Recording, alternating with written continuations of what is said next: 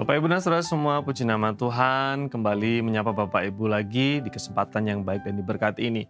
Ini hari yang baru, layak dan patut kita bersyukur di hadapan Tuhan karena saya meyakini ada kasih, ada kemurahan dan rahmat, sekalipun juga masih ada kesulitan, tantangan dan pergumulan yang Tuhan izinkan kita masih hadapi. Kembali kita akan merenungkan firman Tuhan sebelum Bapak Ibu terlebih jauh beraktivitas di hari yang diberkati ini. Mari kita kembali melihat satu teks firman Tuhan yang sudah kita baca beberapa hari yang lalu, yaitu Ibrani pasal 12 ayat 7 dan ayat yang ke-8 yang berkata seperti ini. Jika kamu harus menanggung ganjaran, Allah memperlakukan kamu seperti anak. Di manakah terdapat anak yang tidak dihajar oleh ayahnya? Tetapi jikalau kamu bebas dari ganjaran yang harus kamu derita setiap orang, maka kamu bukanlah anak, tetapi anak-anak gampang.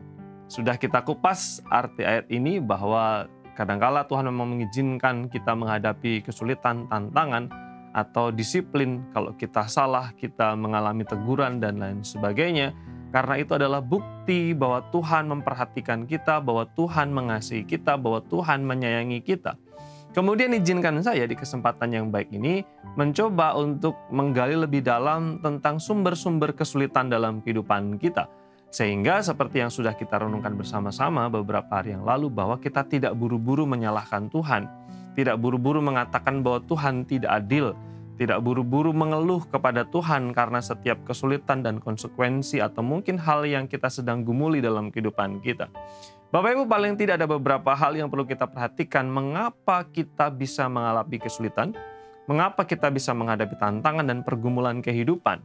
Yang pertama adalah alasannya memang kadangkala ketika kesulitan terjadi, memang ada kuasa kegelapan yang bekerja untuk membuat kita itu menghadapi kesulitan. Ingat cerita Ayub, di mana Ayub itu menghadapi kesulitan karena ada kuasa kegelapan yang bekerja di sana. Dalam beberapa teks firman Tuhan juga ada kuasa kegelapan yang membuat orang itu sakit, membuat orang itu mengalami berbagai-bagai penderitaan karena memang itu pekerjaan dari kuasa kegelapan. Namun catatan yang penting adalah tidak semua kesulitan berasal dari kuasa kegelapan. Kadangkala kesulitan kehidupan berasal dari sistem atau struktur yang jahat, struktur yang rusak. Misalnya ada korupsi, ada pemimpin yang korup, ada pemimpin yang lalim, ada pemimpin yang jahat, ada sistem yang bobrok.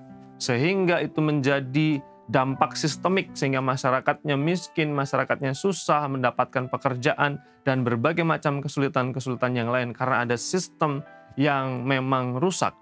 Lalu kemudian berkaitan dengan kesulitan yang lain, kita harus melihat dan percaya bahwa memang Tuhan seringkali atau kadangkala mengizinkan kita itu menghadapi proses. Kita diuji dengan kesulitan, dengan tantangan supaya kita itu naik level di dalam iman. Kemudian alasan berikutnya adalah mengapa kadangkala kita menghadapi kesulitan, ini yang kadangkala kita lupa bahwa seringkali kesulitan itu datang karena kesalahan kita sendiri, karena kebodohan kita sendiri, karena kita tidak berhikmat, karena kita tidak punya kalkulasi yang cermat, karena kita sembarangan, karena kita tidak tertib, karena kita tidak punya hikmat untuk menjalani kehidupan kita, sehingga kita seperti menggali lubang kita sendiri dan kita terperosok ke dalamnya.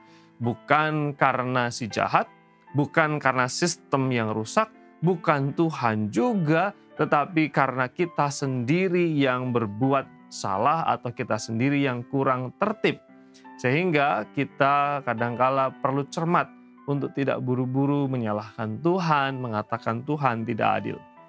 Secara singkat, kalau memang kesulitan kita karena si jahat, berarti kita perlu memohon pertolongan Tuhan untuk menolong kita. Perlu ada peperangan rohani.